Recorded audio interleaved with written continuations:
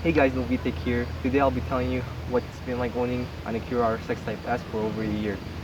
I'll be going through all of the repairs I did and let you know how much money to expect maintaining this car to cost.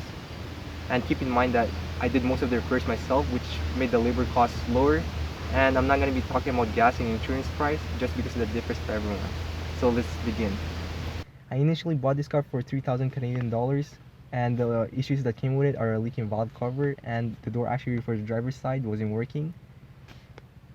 Replacing the valve cover gasket cost me around $120 to replace with labor, and the door actuator only cost me $25 for the part, and I replaced it myself.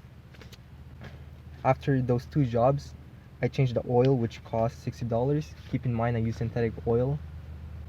I also changed the transmission fluid, which cost $25, and the power steering cost $30 to change.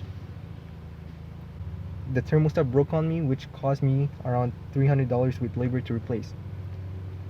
The car had a problem starting during the winter, so I replaced the starter, which cost $220 with labor. And it wasn't actually the problem, it was the ground wire. It was all rusted, and that only cost me $60 for the part, and I replaced it myself. One brake line ended up breaking because it was all rusted, so I decided to replace all four of them, and that cost me $370 for the part and labor. The fuel injector started leaking, which cost me $140 to replace with a used part. And finally, I changed the rear calipers and brakes myself, and that cost me $275. In total, everything cost me around $1,625, and the tax wasn't included on this one, so you can expect more.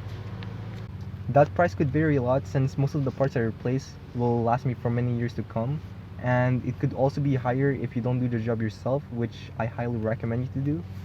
Not only will that save you a lot of money, but you'll also know that the job is done right.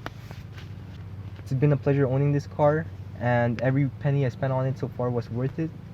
So if ever you plan on buying a car like this, make sure to put a small budget aside. Anyways, if this video helped you out, leave a like, subscribe for more videos like this. If you have any questions, just leave a comment down below, and yeah, see you guys in the next video.